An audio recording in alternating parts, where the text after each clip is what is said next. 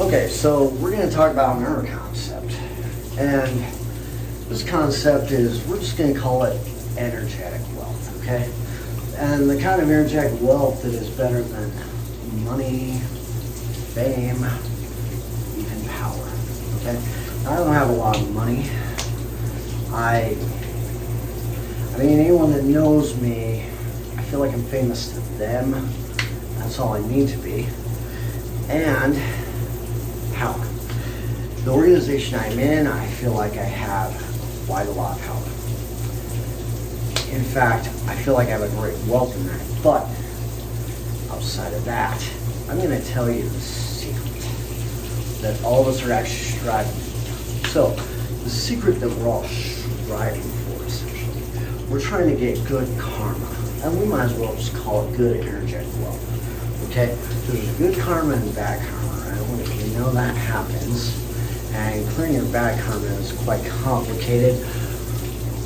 Several predecessors ago, Comte Saint-Germain, Count Saint-Germain, discussed this and discussed it. Clearing karma and just how karma is important and how it just helps you break whatever cycles you're in, okay? So one way to get good energetic karma to help you is by helping someone or something that can't defend itself, right? So I'll give you one big example of where, it really just hit me. And I feel like it just got me started slowly on this path. I was 16, I was in woodshop class, right? So we were making these cool little coil bass. You take a bandsaw, and it pops down, right? It's like a circular, you draw on a pattern. I messed up like two of them for whatever reason. I just kept having to remake. This guy would have you Michelina do that, remake until you got it down. So I was pretty good with this bandsaw. I was pretty damn quick at it.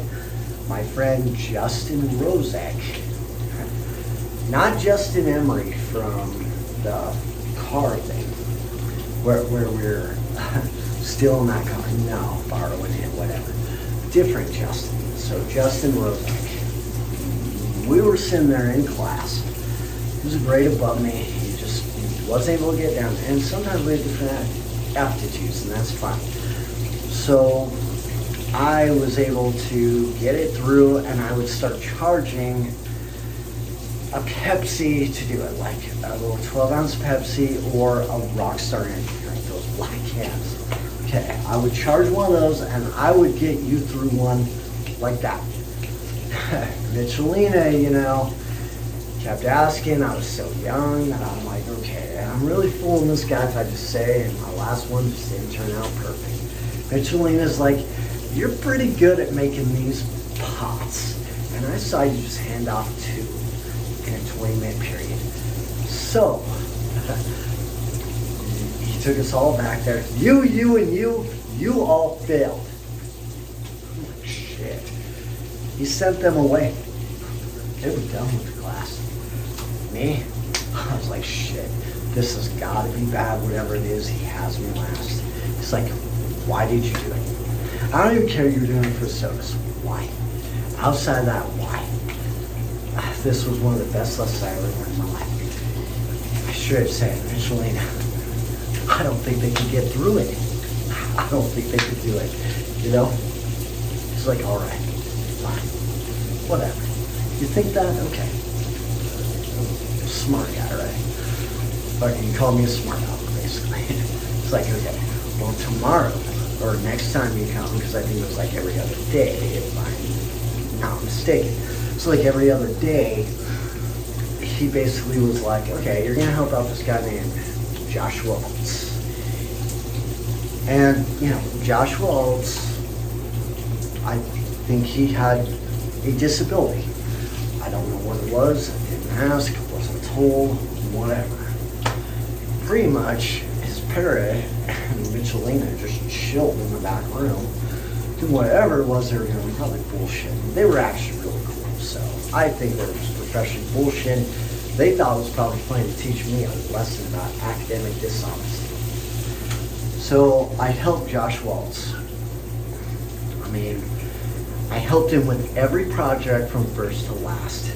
Pretty much I'd already passed class. I was like getting my friends through, right, for cost. But then, you know, I'm telling you, it was a great feeling doing that. And for a long time, I was pursuing like an education career. Like like for example, at first I thought I'd be having like engineering and business, law, which I still have an affinity in law. If you look at my Rex football. And we call it football because I can pass it to someone if I die, kind of like how people pass phones from a company back and forth. I just call those footballs because you never know who has them, right? But right now, as far as it is, I am in control, sole control of my Rex football at this point in time on Twitter, which you've seen that from other things, other channels if you've been tuning in. That's where I'm like kind of throwing stuff out and it gets done. Okay. So, God, where was I? Oh, God. Let's see. Oh, yeah. So, anyways, like my most recent predecessor, Mike Hockney will tell you when you're trying to become the GOD, or a complete or citizen in this organization, once you've picked up being a Rex, essentially, when you're mastering those fully, you're starting on those as a co-Rex from the day you fucking start, right? So anyways, you start picking those up, and you start doing those. I'm telling you, one thing that feels really good to do that you want to be doing is helping people and animals and shit to the best of your abilities. I swear that might even be the most golden sage advice you were ever given now, once we do a tournament. Okay? So, or, you know, after tournaments have been done, you could look back at this just to know what the best way to get good karma is and to feel good and be able to stomach what you do on your Rex football or at whatever level you're at, because it sucks. I won't say you're alone. There's other, I mean, there'll still be other Rex alive when you're there. I mean, our oldest Rex, I can't tell you how old he is. You wouldn't believe me if I told you how old he is. And that's cool. He's a great resource as long as he's here. And we can kind of group together, pull together, but for the most part, you need to be self-sufficient. And the best way as a Rex to be self-sufficient is by helping other people in whatever way you can. Like your waking life's gonna give you like best feeling ever. Your Rex football, you try to, that's how we got on the subject. You try to make things like to help. Like for example, I did one, I went for a whistleblower about how animals were being extremely gruesomely mistreated in like animal labs, you know, and shit like that. And then I did my best to advocate for disabled people. There are some people that went to an El Salvadorian prison, 2025, look it up, because I'm sure, you know, this thing's going to take forever to resolve, but, you know, there's a lot of people that were put in prison for no due process. And, you know, if you look back to, like, the rise of Comte Saint-Germain, pretty much saying that America was supposed to be a safe space, this, that, and the other, it's what the Constitution and the Declaration was said. If it was written in today's day and words, okay? Have a good time. I hope you learned something good. All right.